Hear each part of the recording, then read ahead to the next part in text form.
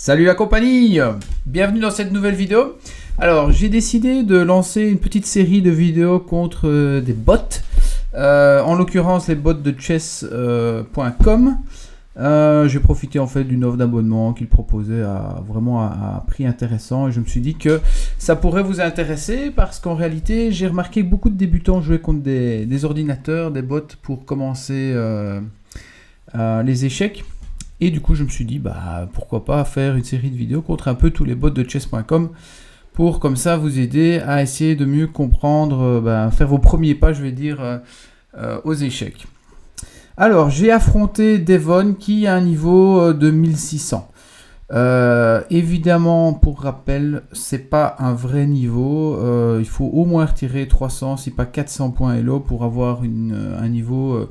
disons équivalent au niveau des joueurs que vous retrouvez sur cette plateforme-là. Donc voilà, je vais vous présenter ici deux parties que j'ai jouées contre lui. Ça date d'il y a 2 semaines, je pense. Assez étonnamment, il m'a fait 2 fois la même ouverture. J'ai été vérifié pour voir si ce bot jouait systématiquement cette ouverture-là avec les noirs, en l'occurrence 2 Caro-Kann, mais c'est pas le cas. Donc je ne sais pas comment il choisit un peu son ouverture. Mais voilà, vous allez voir ça. Donc si vous êtes joueur de Caro-Kann avec les noirs ou si vous devez surtout affronter une Caro-Kann avec les blancs.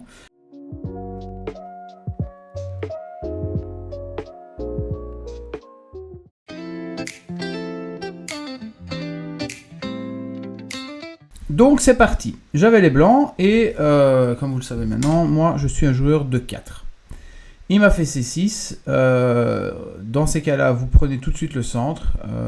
Si votre adversaire de manière générale ne vous empêche pas de jouer un deuxième coup de pion, en l'occurrence le deuxième pion central, il faut y aller en fait, il faut y aller. Sauf cas exceptionnel, mais bon, généralement il faut en profiter tout de suite. Là, vous avez 2 types de coups possibles dans le set Caro-Kann, 3 types même. Soit en gros, vous prenez et il reprend du pion. Soit vous sortez le cavalier. Ou soit vous faites la variante d'avant. C'est celle que je préfère. En tout cas, c'est celle qui m'est conseillée par mon coach. Et je la trouve très intéressante, notamment parce que si les noirs ne sont pas précis, ça peut porter rapidement à conséquence, comme nous allons d'ailleurs le voir dans cette partie. Puisque là, évidemment, je gagne de l'espace. Hein. On voit bien que cette poussée du pion gagne tout de suite beaucoup d'espace. Vous voyez que cette colonne-ci est déjà une colonne longue, semi-ouverte pour moi, avec 3 cases. Ici, par comparaison, les noirs n'ont qu'une colonne ouverte de 2 cases. D'accord? Donc ça leur donne moins de possibilités de se déplacer, moins d'espace. Et l'espace aux échecs est très important pour pouvoir donner une meilleure mobilité à vos pièces. Et qui dit pièces plus mobiles, qui peuvent aller à plus d'endroits, dit aussi plus de possibilités d'attaque ou de défense d'ailleurs. Alors là, il fait un coup théorique qui est évidemment très bon. Donc là, on voit que ce Devon n'est pas un débutant. Il sort tout de suite son fou. C'est très important dans la Caro-Kann, si vous êtes les noirs, dans une variante comme ça d'avance, c'est de sortir votre fou tout de suite. Et ensuite de fermer la position avec le pion comme ça en E6. Bon, c'est là que j'ai joué une variante d'attaque, un piège en fait. Il faut savoir que même s'il ne tombe pas dans le piège, ça se joue, ça donne de nouveau beaucoup d'espace au blanc et vous avez un plan de jeu qui est tout de suite très clair en jouant à l'aile roi. L'idée de ce coup est d'en fait menacer d'enfermer le fou avec la suite G4. Parce que si, à moins de revenir en arrière, eh bien, il n'aura plus de position de défense possible, puisque s'il va là, je pousse le pion. S'il va là, je pousserai le pion F, et il sera enfermé, donc je vais gagner une pièce. Et notre ami Devon est malheureusement tombé dans le piège. Vous ne voyez pas l'évaluation, mais là, il est à plus 2,62 pour les blancs. Et donc j'ai continué de manière tout à fait logique en poussant G4. Ça c'est un piège d'ouverture que vous devez connaître avec les noirs. Avec les blancs si vous avez envie de jouer aussi très offensif.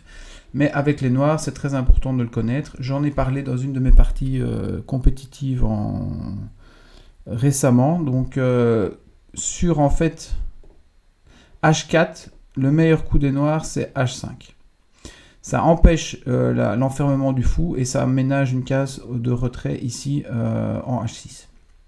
Voilà, et par ailleurs, ça met aussi une possibilité ça vous permet aussi au fou d'aller là, parce qu'il serait protégé. Et si jamais, par exemple, ce cavalier va là, ben, vous créez vraiment un clouage intéressant. Il ne va pas pouvoir vous chasser votre fou, puisqu'il a poussé déjà votre pion en H4. Voilà, mais on va continuer la partie. Donc ici, il décide d'aller là, pour m'attaquer ma tour, évidemment. Il faut être vigilant, hein. Ma tour n'est pas protégée. Mais là, on peut simplement pousser F3, qui gagne ici, alors pas encore directement la pièce. On va voir, je ne sais plus ce qu'il a fait. Voilà, alors il a décidé, c'est intéressant, et je trouve que c'était très malin de sa part, de plutôt se faire reprendre son fou ici, en E4, pour avoir un pion central là. Et c'est vrai que ça m'a assez embêté, même si cette solution-là m'a donné un plan de jeu. Vous allez le comprendre très rapidement. Donc j'ai pris évidemment la pièce et la repris. Alors d'ici, je trouve que cette structure de pion noir est intéressante. On a une grosse chaîne de pions avec un pion protégé, passé et protégé. Vous savez que ça fait partie des éléments stratégiques importants, les pions passés et protégés. L'inconvénient pour lui, c'est qu'il ne va pas pouvoir passer ce pion, l'avancée, avant sans doute très longtemps, c'est-à-dire si on arrive en finale. Mais l'avantage pour moi, c'est que ça m'a tout de suite donné le plan de jeu ici, puisque j'ai une colonne ouverte sur son roc. Vous allez me dire, lui aussi. Oui, mais moi j'ai déjà 2 pions ici qui sont en attaque, et vous allez voir que ça va être le plan de jeu ici. Et ça fait partie des choses auxquelles on doit penser quand vous avez une colonne ouverte. Ben, essayez de l'investir, idéalement évidemment avec une tour. Voilà, donc j'ai continué, là je dois un peu sortir les pièces. J'ai aussi créé cette structure de pion. C'était pas forcément le coup peut-être le plus intéressant, mais voilà, je me suis dit je vais pas me faire embêter. S'il me pousse déjà là, je serai là déjà en train de protéger ce pion là. Alors évidemment la difficulté ici, c'est que regardez, ce pion-là, l'air de rien, est embêtant. Il m'empêche d'aller sur ces 2 cases-là, notamment pour mon fou, mon cavalier. Ou ma dame, qui ne peut pas sortir facilement. Et il m'a par ailleurs bloqué cette belle diagonale, qu'on aime bien avec les blancs, sur une carocane fermée. Donc j'avoue que là, j'étais pas très heureux de ce pion, vraiment, qui m'a embêté. Mais heureusement, j'ai trouvé des alternatives pour m'en sortir. Là, il m'attaque 2 fois mon pion, n'est-ce pas ? Du coup j'en ai profité pour continuer à gagner de l'espace de ce côté là, tout simplement. Alors ici il a poussé son pion, oui, alors je reprends cette partie un peu en direct, hein, je vous avoue que je ne m'en souviens plus dans les détails, et du coup oui, j'ai pas pris parce qu'en fait si je prenais, il activait sa tour ou son cavalier et il avait une double attaque sur ce pion, donc ça aurait complètement mis un terme quelque part à ma domination, en tout cas à cette position vraiment quand même intéressante. Regardez à l'aile roi, à partir du moment où je vais pouvoir contrôler la colonne F évidemment. Voilà, donc là j'étais en fait content d'avoir une position plus fermée, et mon idée devient très claire ici, c'est que comme il ne peut plus détruire cette structure de pion là, ni celle-ci, en tout cas pas ce pion là, et même en attaquant là, moi je pourrais reprendre, donc ça et ça, ça et ça, cette structure là va être difficilement cassable. Et regardez les difficultés qu'il a à sortir ses pièces lui. Pour son cavalier qui sort, il devrait rebouger son fou. Donc il va perdre un temps. Et où va ce fou? Là, non. Là, non, là, non, là, non. Ce fou n'a aucune case en fait. Donc on voit par cette simple position que les blancs ont un très gros avantage positionnel, me semble-t-il, qui vont presque devoir sacrifier une pièce si ils veulent récupérer un peu du jeu et en tout cas de l'espace pour pouvoir bouger et se développer. Alors là, par contre, il fait un coup, peut-être parce qu'il se sent un peu en difficulté, pour aller mettre son roi probablement de ce côté-là, ne voulant pas roquer là-bas, surtout que, comme je viens de l'expliquer, il n'a absolument pas le temps. Voilà, mettez-vous à la place des noirs, hein. C'est franchement pas génial comme position, hein. Ces pions sont avancés très loin et ils vous empêchent de vous développer. Donc moi, évidemment, je continue mon jeu. Évidemment, ici, l'idée, c'est qu'il y a 2 cases ici intéressantes pour mon cavalier. Et je mets une pression sur le pion E6. Je pense d'ailleurs qu'il va être inattentif et va me le laisser. Peut-être pas à ce coup-ci d'ailleurs. Ok, ça par contre c'est un coup intéressant. Il faut savoir que dans la carocane, cette dame B6, ça fait toujours partie des coups intéressants. Qui a 2 utilités. Taper sur B2, donc le fou quelque part peut pas bouger très facilement. Et puis si on veut mettre une pression supplémentaire sur D6, l'idée des carocanes c'est de pousser ça et d'en mettre un cavalier là. Donc vous voyez une pression très forte sur D5. Donc ça c'est un bon coup de développement. Mais ça n'arrange, c'est pas pour ça que les noirs veulent s'en sortir facilement, parce que regardez maintenant c'est aussi ce cavalier qui peut pas sortir à cause du roi. Celui-là peut pas sortir. Ces pièces sont complètement coincées quoi. Et du coup cette tour aussi ne peut pas sortir, ou si elle va là ça ne sert à rien. Et cette tour elle ne peut pas sortir. Il y a en fait aucune pièce qui peut sortir chez lui. Il y a que ce fou qui peut aller là ou là. C'est incroyable, hein, mais voilà en quoi c'est intéressant ce genre de partie où vous pouvez prendre de l'espace. Bon, là, visiblement, je décide d'échanger les dames. Pourquoi je fais ça je ne sais pas, je ne sais plus. En tout cas, je suis content de l'idée qu'ils me prennent, parce que en reprenant, si vous voulez, j'ai une colonne ouverte ici que je vais pouvoir exploiter. Il y a toujours ce pion-là qui va être difficilement défendable. Il doit laisser son roi là. Donc voilà, je pense que c'était ça mon idée. Alors voilà, il défend sa dame. C'est là qu'on voit qu'il fait une deuxième erreur. Bon, en première, à la limite, piège d'ouverture. Mais là, ce pion E6 tombe. Et je pense que je dois le prendre tout de suite. Ou je vais changer dame d'abord? Non, je le prends tout de suite puisqu'il y a échec en plus. Donc il est obligé de jouer son roi. Il ne peut pas prendre ma dame. Là, vous aurez compris qu'évidemment, ça gagne tout de suite ça ne gagne pas la partie, mais ça donne tout de suite un avantage supplémentaire au blanc avec un cavalier qui est quand même magnifiquement mis. D'ailleurs, je ne sais pas si j'ai pris là, mais je pourrais tout de suite prendre, me semble-t-il. J'ai aussi à un moment donné cette case-là qui pourrait être à ma disposition, même si, bon, s'il prend du fou, je ne serais pas très heureux, mais voilà, ça peut évoluer dans ce sens-là. Alors, j'ai continué à prendre les pions. Vous voyez comme tout de suite, j'ai pu profiter du développement vraiment un peu catastrophique des noirs, suite à une avance très rapide des pions. Ok, donc je m'en vais. Je suis content ici dans ce cas-là, ici, en fait, j'ai combien? J'ai 4 points. Ok, donc j'ai un fou et un pion d'avance. Oui, parce que j'ai dû évidemment donner un pion en prenant le fou, exact. Si vous ne savez pas quoi faire quand vous avez parfois comme ça autant d'avance, vous échangez les pièces en fait. Alors, en même temps, ce fou n'est pas... Mais c'est sa seule pièce active. Ceci dit, il pourrait activer son cavalier. Pas forcément intelligent. À vous de voir comment échanger au mieux. Normalement, ici, il vaut mieux pas, je sais plus, peut-être que je l'ai fait, mais il vaut mieux pas prendre parce que s'il reprend, il active cette pièce. Tandis que là, vous avez une pièce active, contre lui, il n'en a qu'une d'active. Si je supprime une pièce active à moi et que j'active une pièce à lui, en fait, c'est lui qui gagne cet échange. Même si j'ai pris un fou et qu'il n'aurait plus de fou et que c'était son bon fou, c'est mieux de ne pas le faire. Maintenant, je l'ai peut-être fait. Non, je ne l'ai pas fait. C'est lui qui a joué. Voilà, donc je pense que... Là, évidemment, on voit tout de suite l'intérêt de ce coup. Je menace de prendre ici et de gagner la pièce puisqu'il y aurait échec.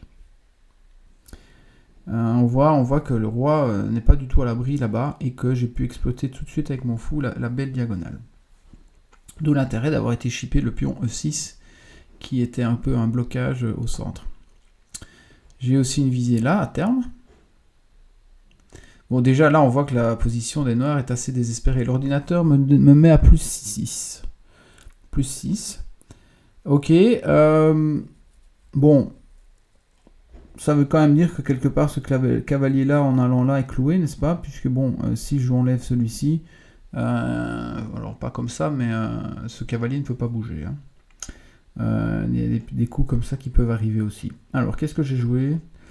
Ok, j'ai décidé d'activer mes pièces. Oui, parce que bon, la situation est vraiment bien, mais il faut quand même... je ne vais pas gagner avec juste 2 pièces, mon fou et ma dame, ou mon cavalier, en tout cas pas dans cette disposition-ci, je pense. On remarquera que j'ai aussi cette case-là qui est à ma disposition. Et si je prends, bah, j'ai quand même... j'aurais une diagonale ici qui s'ouvrirait. Ça serait quand même exceptionnel pour mes fous. Je pense que c'est ça qui va se passer. Alors, il bouge son roi pour sortir du clouage. Moi, je décide donc de développer mes pièces. Pour rappel, cette case-là est intéressante pour un cavalier éventuel. Cette case-là, eh bien, cette case-là, il y a beaucoup de cases où je peux aller. Hein. C'est là qu'on voit que j'ai cette case-là aussi, même s'il y est plus de 2 fois à disposition à un moment donné, si j'arrive à mettre une tour. Oui, c'est ça aussi, l'idée, c'est d'aller faire le grand roc, j'imagine, et d'activer mes 2 tours, hein, parce que pour vraiment être actif sur cette colonne, et si j'arrive à pénétrer sur cette colonne avec mes tours, c'est ça qui va faire la différence. On remarquera que les noirs n'ont absolument aucun plan de jeu, ils jouent de manière très passive. Bon, c'est pas qu'ils ont beaucoup d'opportunités. Ok. Voilà, je fais le grand roc et je vais préparer l'artillerie lourde avec mes tours. Alors là, c'est cette case-là quand même qui peut aller. Mais je pense que je peux échanger, c'est peut-être ce que j'ai fait, je ne sais plus. Bon, il commence un peu à s'activer, mais vous avez vu le temps qu'il lui a fallu pour un peu mobiliser ses pièces. Celle-ci n'est toujours pas active. La tour non plus, hein. Mais cette dame n'est quand même pas mise sur une très très belle case. Alors là, je décide d'échanger, ok, très bien, je ne sais plus pourquoi, mais voilà, j'imagine que c'est pas forcément le meilleur qui soit, parce que vous voyez que ça active son cavalier. Mais voilà, j'avais dans mon plan, à mon avis, commencé à jouer sur les colonnes, sur la colonne F ouverte. J'ai quand même une pièce de plus, donc je garde un avantage, hein, même si cet échange pour moi n'était peut-être pas idéal. Mais voilà, je pense, mon idée était d'ouvrir cette colonne et je vais doubler les tours. C'est ce que vous devez faire si vous avez la possibilité, c'est doubler les tours sur une même colonne. Évidemment, on vise une case comme ici ou même ici, puisque on a ce vis-à-vis avec la dame, enfin dame-roi, sur la même rangée. Pour rappel, les échecs, c'est de la géométrie. Essayez à chaque fois de voir quelles sont les pièces sur les mêmes rangées, mêmes colonnes pour faire des enfilades, même diagonales aussi, ou même couleurs. Les mêmes couleurs, c'est quand vous avez par exemple 2 pièces sur... c'est plus sur une même, donc par exemple 2 pièces sur une même couleur, blanche. C'est que vous savez que si vous avez un cavalier, il y a des fourchettes possibles, puisque un cavalier n'attaque que sur une seule couleur. Et donc c'est toujours intéressant de voir ça. Si vous êtes en situation où vous êtes face à 2 cavaliers, essayez de mettre vos pièces sur des couleurs différentes, comme ça ils ne peuvent jamais faire de fourchette. En finale, par exemple, quand vous avez un roi, une tour contre un cavalier, mettez votre roi et votre tour sur des couleurs, des cases de couleurs différentes. Ouais, alors je ne peux pas encore faire ce coup-là que j'ai bien envie de faire puisqu'il y a le cavalier, n'est-ce pas? Mais ça veut dire que ce cavalier ne peut pas bouger. Hein. C'est ça que ça veut dire. Alors, pourquoi? Alors, j'ai été là. C'est bizarre ce coup, je sais pas pourquoi j'ai fait ça. J'aurais plutôt dû aller là pour attaquer ce cavalier. Bon, je ne sais plus. Alors là... Là, vous voyez qu'il se remet dans le vis-à-vis, quoi. Donc ici, c'est vraiment une mauvaise idée de sa part. Je commence par attaquer. Alors, je garde cette menace. Alors, c'est sûr que c'est une mauvaise idée. En même temps, il peut me le prendre. Hein. Il peut me le prendre. Donc, je ne peux pas encore bouger cette tour, me semble-t-il. Parce que si je vais là... Non. Non, c'est vrai que si je vais là, non, il peut pas puisqu'il y a clouage. En fait, j'aurais pu tout de suite aller là. Ouais, mais... Il prend du cavalier. Hein. Et si je reprends... il prend et il a gagné la qualité, donc je ne pouvais pas aller là. Donc j'ai bien fait, me semble-t-il, de faire ça. Par contre, là, je profite, signal faible, une tour seule, et je mets une pression supplémentaire sur cette tour. Il y a une raison de plus pour que ce cavalier ne puisse pas bouger. Donc la pression s'accentue, les menaces arrivent. J'ai aussi des petits coups qui vont arriver comme ça pour taper sur B7. Il revient là, il ne sait pas trop quoi faire, hein, il bouge plusieurs fois sa dame. Alors, pourquoi je fais ça? Je pense que je fais ça pour aller ici et pour pousser le pion.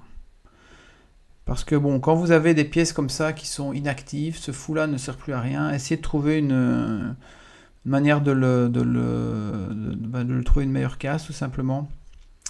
Et là, il y a cette quand même colonne-là qui est quand même magnifique, quoi. J'aurais pu d'ailleurs faire tout de suite ça pour éviter de bloquer mes tours. Oui, mais non, je devais garder un œil là. D'ailleurs, il pouvait me prendre ce pion, je vois ça maintenant. Non, il pouvait pas parce qu'il y avait évidemment cette menace-là. Ce pion, en fait, n'a pas besoin d'être protégé. Mais donc, mon idée est d'aller là et là pour utiliser la grande diagonale. Donc, H3, B8. Et il sait toujours pas ce qu'il veut faire. Moi, je continue mon plan de jeu. Et là, voilà, c'est là que ça va devenir gagnant totalement. Donc là, qu'est-ce que je menace? De prendre son cavalier. De pousser aussi ce pion là à un moment donné. Il y a toujours cette menace là pendante, mais bon là directement je menace de prendre son cavalier et donc d'aller ensuite là, de protéger son cavalier, ce qui fait et voilà que j'arrive avec ma dame et c'est ici que la situation se dégrade vraiment grandement pour les noirs. Je ne sais plus ce qu'il y avait comme possibilité pour lui, mais voilà, c'est ça, il devait remettre la tour. Donc ici, je peux gagner ce cavalier, puisque je l'attaque 2 fois. Je peux faire pousser le pion avec menace de mat. Je pense que c'est ce que j'ai fait. C'est le plus dangereux. Donc voilà, la dame est arrivée et ça devient un peu catastrophique pour les noirs. C'est ce que j'ai fait, voilà, menace de mat ici. Je pense qu'il a ramené la tour. Mais ici, je peux pousser là, avec menace sur la dame, qui ne peut pas bouger parce que sinon je viens ici, je la gagne. Ou j'ai même fait ça, voilà. Ah, j'ai carrément fait ça. Oui, parce que maintenant, évidemment, c'est vrai que j'avais pas pensé que... Bah oui, à partir du moment où la tour n'est plus là, je contrôle la case F8 et je peux faire cette enfilade. Voilà, ici la partie est perdue, je ne sais pas comment je la continue. Voilà, je mate, alors il n'est pas mat, mais je vais le terminer de cette manière-là. Je pense que j'aurais pu peut-être faire mieux, je ne sais pas. L'ordi me dit qu'il y a un mat en 5, à partir de quand? Attendez un peu. Mat en 7, mat en 8, mat en 8. Mat en 5. Ah, mat en 5 là, donc effectivement, je dois prendre... Dame prend C7. Ah oui, il y a plus rapide avec Dame prend C7, mais bon, bref. De toute manière, c'est gagnant à toutes les sauces. Voilà. Bon, ici, je ne sais pas si ça mérite de commenter encore plus. Je menace ici. Je ne peux pas aller là puisque j'attaque 2 fois et mat en un coup prochain, voilà. Voilà, on va tout de suite passer à la partie suivante. Alors, deuxième partie contre Devon. De nouveau une Caro-Kann, vous allez voir, exactement la même chose. Il faut savoir qu'il ne joue pas spécialement toujours des Caro-Kann. J'ai été voir, c'est marrant, vous pouvez aller voir son historique. Apparemment, contre tous les joueurs qu'il affronte, vous pouvez aller voir ses parties. Donc vous pouvez étudier la manière dont il joue. De nouveau, j'ai posé la même attaque. Mais cette fois-ci, il s'est défendu différemment. Donc Devon ne connaît pas ce piège-là. Et plutôt que de se faire prendre en E4, il a décidé de se faire piéger en G6. Donc là, j'ai appliqué... évidemment, j'ai poursuivi mon idée d'enfermement. Et j'ai poussé le pion en H5. Alors, il a décidé de jouer à l'aile dame. J'ai évidemment pris son pion. Son fou, pardon, du pion. Et il a repris comme ça. De nouveau, situation intéressante. Donc il pouvait évidemment pas prendre de ça, hein, puisque sinon je gagnais la tour. Mais donc ça veut dire aussi que dans cette situation-ci, ce pion est cloué. Et donc ce pion-là, G6 n'est pas protégé. C'est ça que ça veut dire. Et ça, j'ai tout de suite profité en jouant mon fou là. L'idée étant de dire fou prend là. Puisque si il reprend, je gagne la tour. Et j'ai une tour contre un pion contre un fou. En sachant que j'ai déjà gagné un fou. Je pense que notre ami ne l'a pas vu, effectivement. Voilà, ça fait partie des petites choses à voir. Le clouage est une tactique fondamentale à bien connaître. Le tout, c'est une fois qu'on la connaît, c'est repérer les pièces clouées et exploiter le clouage. Donc là, on voit que ce pion-là est cloué. C'est pas spécialement des choses auxquelles on pense souvent, mais bon, c'est pas non plus souvent qu'on a tout de suite une colonne ouverte comme ça. Mais voilà, vous devez penser, en plus il y a échec, donc ça va être intéressant. Hein. J'ai gagné un deuxième pion, et maintenant je vais gagner un... J'ai dit un deuxième pion, mais c'est un premier pion, je suis à plus 3, enfin bref. J'ai gagné un pion, et je peux regagner un deuxième pion. C'est, je pense, que je vais faire, et je décide d'échanger les tours, voilà. Évidemment... Si je reprends du fou, c'est plus embêtant parce que du coup, mon fou serait cloué, quoi. Hein. Je pourrais pas l'enlever parce que ma tour n'est pas protégée. Donc, j'ai préféré faire comme ça. L'ordinateur me met 4 plus 4 ici, dans cette situation-ci. De nouveau, on voit que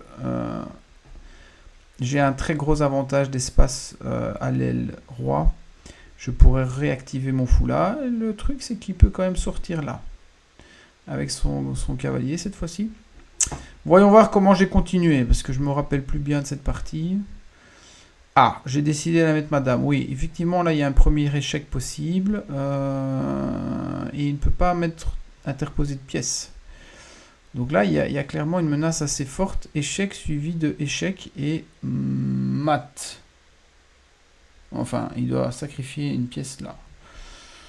Me semble-t-il. Donc ça, c'est bien joué de sa part. Hein. Il m'empêche d'aller là. Et il m'empêche, pardon, d'aller là en F4. Je mets la pression sur ce pion. 2 fois attaqué, 2 fois défendu. Vous voyez que dans ce genre de situation, vous ne devez pas vous presser à roquer. Pourquoi ? Regardez un peu la position. Le centre est complètement fermé. Il pourrait l'ouvrir comme ça, mais vous avez un peu le temps de faire ça. Donc vous avez entièrement le temps de roquer et de prendre votre temps pour roquer. Parce que même la colonne ouverte ici n'est pas à son avantage, puisqu'on voit que son roi est derrière et qu'il ne va pas pouvoir mettre une tour facilement. Il est par ailleurs déjà déroqué. Donc vous n'avez pas d'inquiétude à avoir par rapport à votre roi qui a l'air là en plein milieu du jeu, parce que le centre est complètement bloqué. Contre-jeu possible, c'est que les noirs viennent ici avec leur dame. Mais bon, il y a toujours ce coup-là qui peut arriver, il n'y a pas de danger. Donc pas d'inquiétude. Alors ça, évidemment, cette partie, vous allez me dire « Ouais, mais Jérémy, les grands principes de l'ouverture !» Certes. Mais voilà, à partir d'un certain niveau, voilà, au-delà de 1200, 1300, les principes de l'ouverture, on s'en émancipe un peu. Et évidemment, je ne suis pas en train de vous dire qu'il faut jouer comme ça quand vous avez 5, 6, 700 Elo. Bien sûr. Mais c'est important de se rendre compte quand même de ce principe-là. Ici, si votre centre est complètement fermé, vous pouvez retarder légèrement votre roc. C'est ça qu'on peut retenir, par exemple, de ce genre de partie. Alors, ok, là, il a trouvé une bonne... Ben non, qu'est-ce que je dis, une bonne case. Il me donne son cavalier. Peut-être qu'il se dit qu'il est tellement mal qu'il va sacrifier une pièce. Nous prenons la pièce. Hein, nous nous retrouvons à plus 7, plus 6 maintenant. Et c'est vrai que pour lui, le centre, là, c'est un peu ouvert. Ce pion devient un peu faiblard. Il y a un peu des pions ici, mais en quinconce, ça fait beaucoup de cases quand même ici, très faible si vous observez. Bon, l'avantage ici matériel est tellement énorme que même si c'est ouvert et que votre roi est au milieu, c'est pas trop grave. Hein. J'ai quand même une pièce là qui n'est pas très active, il faut reconnaître. Cavalier au bord, cavalier mort. Et je décide de sacrifier mon cavalier. Très intéressant. Qu'est-ce que j'ai vu que je ne vois pas?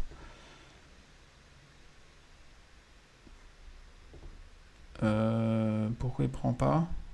Ah, je suis bête. Voilà, je dors. J'attaquais 3 fois ce pion en fait, mais depuis longtemps d'ailleurs. Bon, j'ai décidé de le prendre à ce moment-là. Donc j'ai gagné un autre pion. C'est magnifique. Alors là, j'ai mon fou en attaque, mais mon cavalier protège. Ceci dit, c'est une menace, parce que si fou prend, dame prend, les noirs prennent le fou. Et les noirs ont gagné une pièce. Si je ne m'abuse.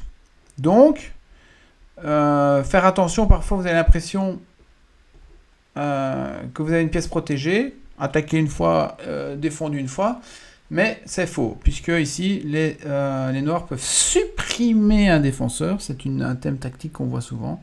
Et ça, c'est un thème tactique intéressant à partir de 700 Elo. On supprime un défenseur d'une pièce. En fait, ça fait partie des choses vraiment à être attentif à partir de 700 Elo, je trouve. Parce que c'est là que commence à être on peut appliquer cette tactique. On peut l'appliquer avant, évidemment, mais avant, c'est pas nécessaire de bien la connaître, me semble-t-il. Ok, donc je décide voilà, visiblement de sacrifier, d'échanger les pièces. Pas forcément, c'est quand même un mauvais fou. J'aurais pu le ramener là, ceci dit, mais c'est vrai. Alors que ce cavalier était mort ou en tout cas complètement inactif. Ok, j'ai quand même toujours un gros avantage, donc je continue à en profiter. Donc quand vous échangez des pièces, quand vous avez un gros avantage matériel, vous pouvez échanger des pièces. C'est une option généralement, un plan de jeu en fait généralement très intéressant. Ici je tape là évidemment, un peu protégé avec la tour, je suppose. Que va-t-il faire? Il pousse le pion. Ouais, oui, pourquoi pas.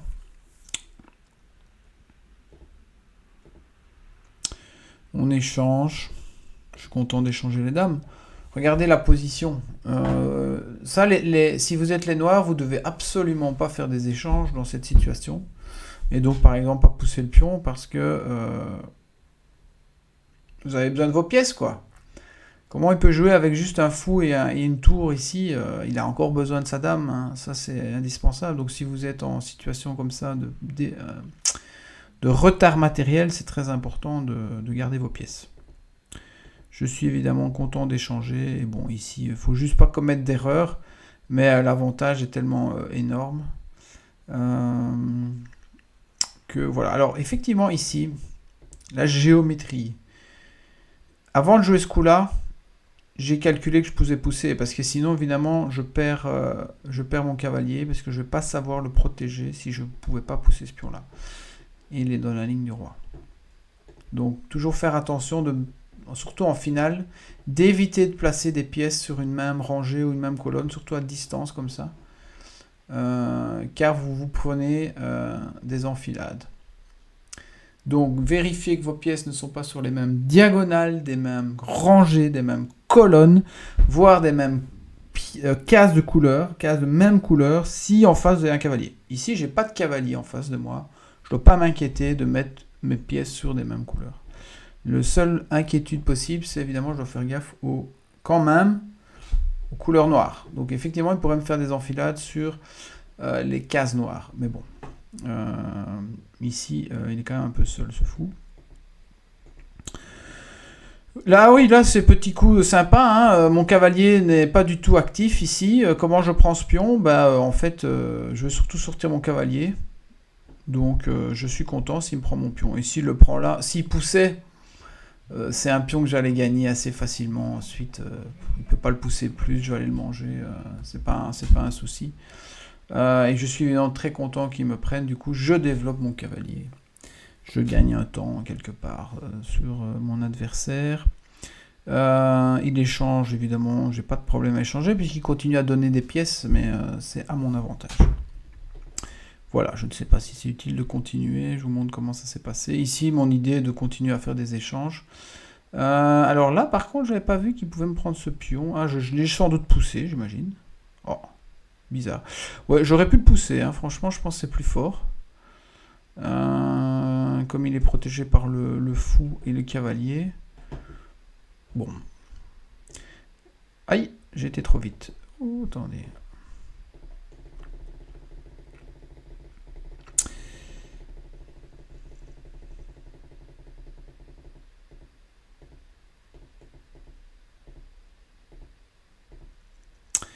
Voilà, donc là, je pense que c'était effectivement pas le meilleur coup, probablement. Ah oui, mais c'est vrai qu'il y avait échec. Bon, ok, je fais échec.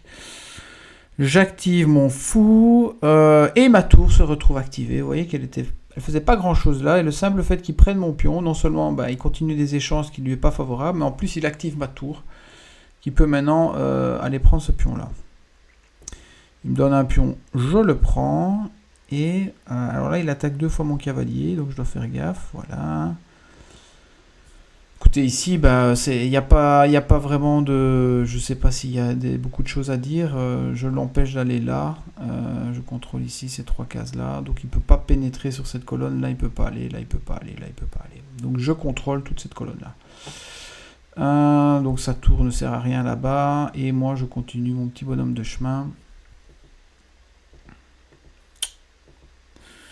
Voilà. Donc quand vous avez des pions passés qui non seulement sont passés et liés, donc pions passés liés, c'est les pions les uns à côté des autres, vous devez les pousser. C'est ça qui est votre plan de jeu. Donc voilà, moi je continue. Alors là il me donne une tour, c'est très gentil. Il a commencé à bugger, j'imagine. Il n'abandonne pas les ordinateurs, donc on continue. Et alors oui, là j'étais assez content de cet échec et mat à la découverte. Voilà, puisque le roi ne peut ni aller là, ni aller là. Et il ne peut pas prendre mon cavalier. J'espère que cette vidéo vous a plu. Je vais en refaire. D'ailleurs, j'ai battu notre ami Vélociraptor, là, l'autre fois. C'est qui, lui? Ici, notre Raptor. Plus difficile. Mais voilà. On l'a eu. Ce sera l'occasion d'une prochaine vidéo. À bientôt les amis.